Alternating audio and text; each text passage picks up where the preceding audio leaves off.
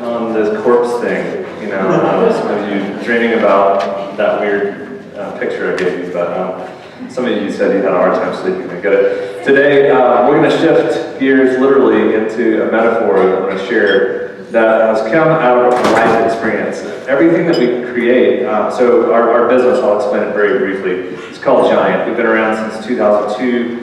We serve leaders around the world. It's all come out of our own issues. We create concepts and metaphors, and I'm going to share one today. It's really been powerful in our own life. In fact, what we do, just so you know, is we're a business that our whole mission is to raise up what we call liberators. So if we can raise up liberators who change their own culture, that's our part in changing the world. It's as simple as if I can help you change your culture today. When I say your culture, I mean your family culture, your team culture, your organizational culture. It'll have a ripple effect. And we've been doing that. So we work in Ford Motor Company globally. We work with the British Foreign Office. We work in Romania, Moldova, just lots of different places. So today I'm going to share a concept called the 5 gears of connectivity. And we're going to get into a real practical, really practical session. At the end, you're going to have time to process with your table. And it's a tool that really is focused on emotional intelligence. And so you see the 5 gears metaphor here. So let me ask you this. How many, raise your hand if you drive a manual stick shift currently? All right, wow, that's pretty good. European-like. How about, most people, can you drive a manual? Right? Most of you, do you remember your first manual? Like the first car, let's throw out some names. What was the first car you had as a manual? All right, there's a lot there. Sure, one of you try. Beetle, awesome. Okay, yeah, all right. I've heard Maverick, I've heard Rambler, I've heard, all types of other fun cars.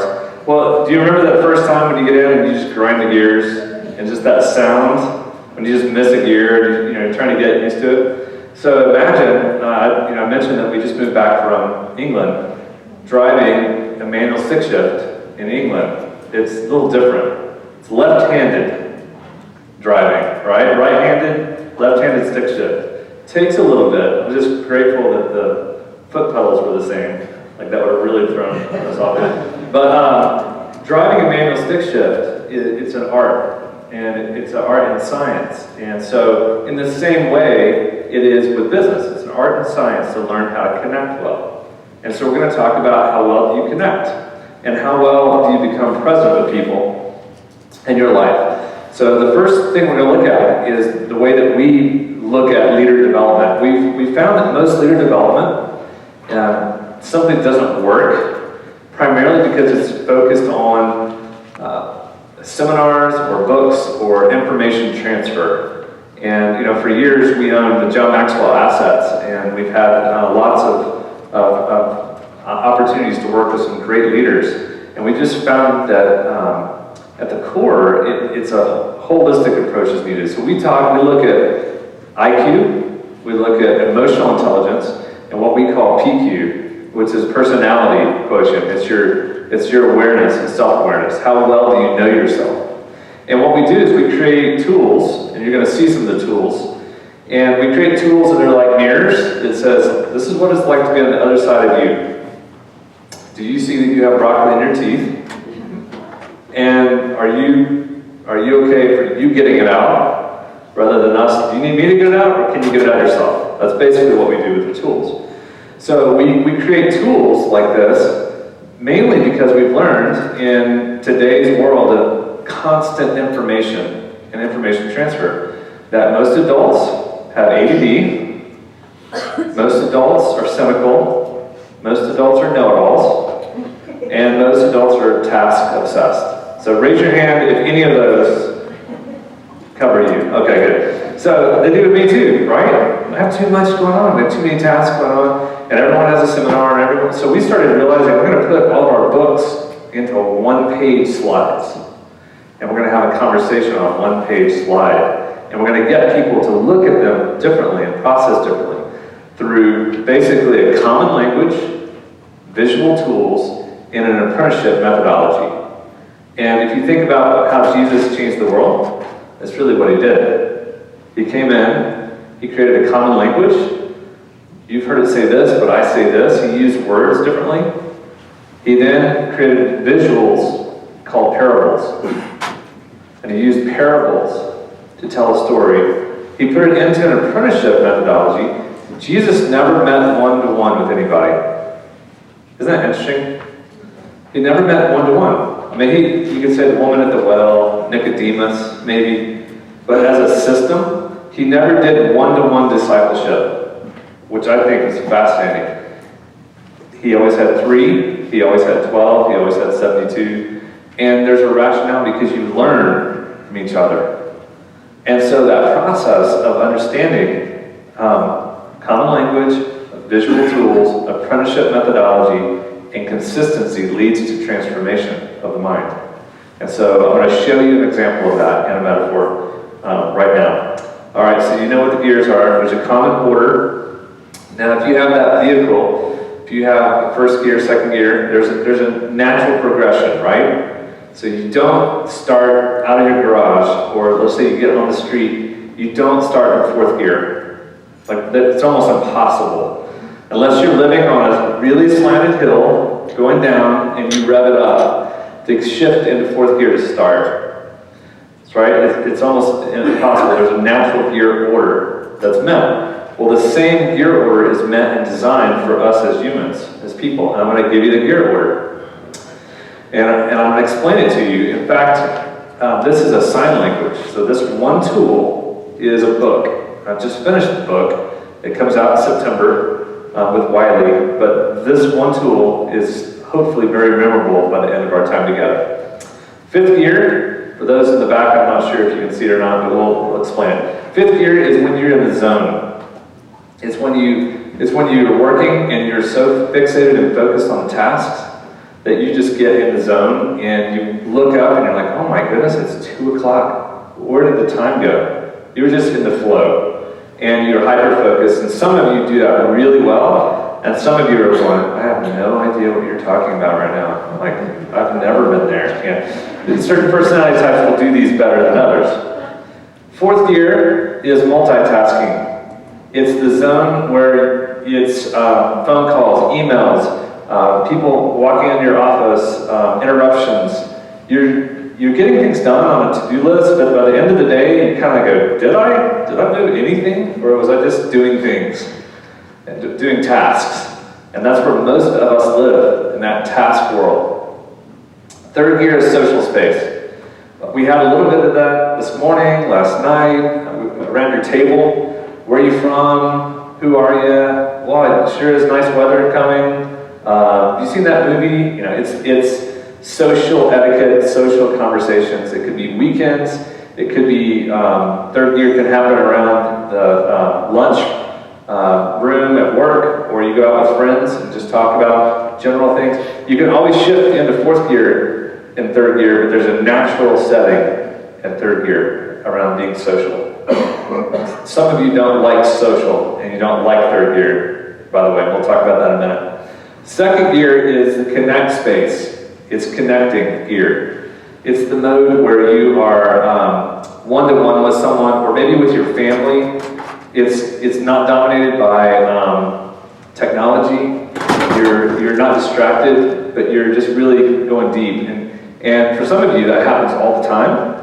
But it's just those moments where you're like, oh, it was so good. I got to catch up with John. We just connected. Or your husband, spouse, you have a great conversation because you're both on the same page.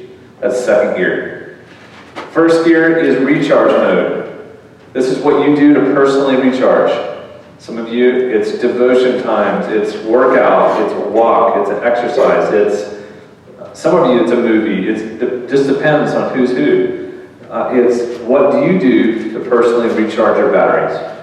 All right? So those are the 5 gears. Now, there is another gear called reverse. So I should call it 6 gears, but that would throw everybody off. So 5 gears plus reverse. Reverse is simply the act of backing up. It's being responsive. It's apologizing. So learning how to apologize. Some of you don't do that very well. It's just natural. I don't like to apologize. I don't want people to know it's not my fault. I didn't do anything wrong. And you have people in your life that have a hard time backing up. So imagine having a vehicle that has 5 gears, but no reverse. Like, you need to park very strategically if you have a car with 5 gears and no reverse, right? So you couldn't parallel park. There's all types of analogies there. So 5 gears plus reverse. Everyone got that? Okay. So what I'm doing now is I'm basically going to teach you the sign language. And when we do this correctly, when we go through the exercise, you're going to see very easily how you can start communicating by doing sign language. All right? So I'm going to practice with you guys. So let's just see how well you know it. I'm going to hold up fingers and you tell me what gear it is. Got it? All right, here we go. Right. Let me reiterate that. I want you to tell me what the gear connect, all right? Task mode, right? Focus.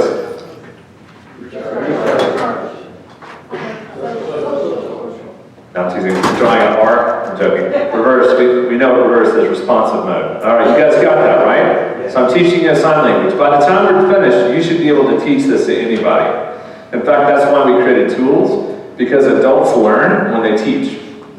So if you create something you can pass on, it's scalable, you can begin teaching people anywhere you're at. And you just drop a tool in and the tool goes to work. All right, so take everything I've said and we drop that into the 5 circles of influence. And then you ask the question, how intentional or accidental are you in the circles of influence? So we're going to be asking you the questions, and when you have a breakout time or the 20 minutes after this, you're going to be able to look and see how well you do in yourself, family, team, organization, and community. So with that, I'm going to explain 5th gear a little bit more, and then we're going to go through your gear order. So 5th gear, I've found that some personality types, especially introverts, get in and get in focus. They love 5th gear because they can go in a room, they can put headsets in, and then get their computer, or they're in a hobby, or they're out in their back garage, or doing something where they're in the zone. They're working on, they can be working on a car, they could be working on building anything, and they're just doing their work. And it's almost, the work itself is actually part of recharging as well. So 5th gear is great. There's some of you that I'm an extrovert. I have a hard time in 5th gear because I'm easily distracted by what was that? Kind of whatever. Something comes up and it's a shiny object comes into my periphery, or an email pops up, and all of a sudden I'm out of the zone and now I'm back into another task world. So 5th gear is something that you've got to really understand. It's really good. It's a productive gear. But there's a time to shift. If you're in a vehicle and you're doing 5th gear, you could be in 5th gear on I-40 and go throughout the entire country, especially if you never had to stop, which would be really difficult to not have to stop. But if you didn't stop, you could stay in 5th gear, but it would wear your car out long term. It's not meant to be in 5th gear for the entirety. So there's a healthy 5th gear and an unhealthy 5th gear. Because certain personality types like to stay in the zone, it almost excludes other people from being in the zone. And so there could be an unhealthy version of it. In a lot of business, workaholism is a tendency, it's 4th and 5th gear. And so there's a natural time to shift, all right?